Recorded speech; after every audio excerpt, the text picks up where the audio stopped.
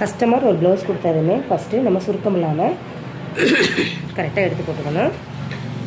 First நம்ம எடுக்கக்கூடிய அளவு எதுன்னு பார்த்திங்கன்னா, இப்போ நம்ம பேக் சைடில் எடுக்கிறோம்.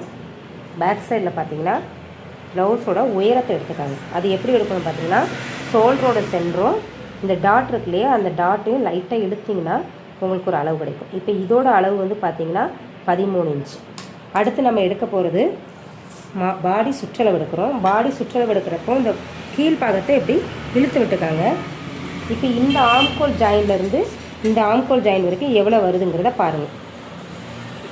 ஓகேங்களா? எவ்வளோ வருதுன்னு பார்த்துட்டு இந்த 1/4 இன்ச் வர்றதெல்லாம் நீங்கள் மைனஸ் பண்ண வேண்டாம், அதை கரெக்ட் பண்ணிக்காங்க. எனக்கு 18 வருது, அதில் பாதியை நம்ம 9 வைக்க போகிறோம். இந்த கழுத்தளவு எப்படி எடுக்கணும்னு பார்த்தீங்கன்னா இப்படி எடுத்துக்காங்க. ஓகேயா? இந்த சென்டர் கழுத்தை 2ஆக மடித்து போட்டு இந்த சென்டரை இப்படி எடுத்துக்காங்க. 4.25 வருது, 1/4 இன்ச்சு சேர்த்து வைங்க. அப்போ தான் நம்ம தையலுக்கு மடித்து வர்றப்போ கரெக்டாக வந்துடும்.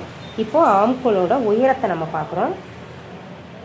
ஆம்கோல் உயரம் நிறைய டிஃப்ரெண்ட் டைப்பில் ஈஸியான மெத்தட்லாம் இருக்கும். இதையும் எப்படி எடுக்கணும்னு பார்க்கலாம். பார்த்தீங்கன்னா இந்த ஷோல்டர் ஜாயின்லேருந்து வச்சு பார்த்தீங்கன்னா தெரியும். இந்த டேப்பை அப்படியே இங்கே கொடுத்து இங்கே மடித்து பாருங்கள் எவ்வளோ வருது. இப்படி வச்சு பாருங்கள் தெரியும். அப்போ நமக்கு இது அளவு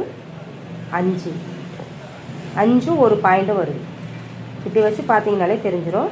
5 ஒரு பாயிண்ட்டு சரி 5.5 வருது. இப்படி வச்சு பாருங்கள், ரொம்ப ஈஸியாக கண்டுபிடிச்சிடலாம். 5.5 ஆம்கோல் உயரத்தை எடுத்தாச்சு. இப்போ சுற்றளவு பார்த்தீங்கன்னா இங்கே ஷோல்டர் வந்து இன்ச் பை எடுக்கும். 8.25 வருது. கொஞ்சம் 8.5ங்கிறப்போ வச்சுக்கலாம். ஓகே, இதுதான் பேக்கோட அளவு. ஃப்ரண்ட்டோட அளவு வேணுங்கிறவங்க கமெண்ட் பண்ணுங்கள். நான் ஃப்ரண்ட்டோட அளவு எப்படிங்கிறத அடுத்த வீடியோவில் சொல்லித்தரேன். தேங்க்யூ.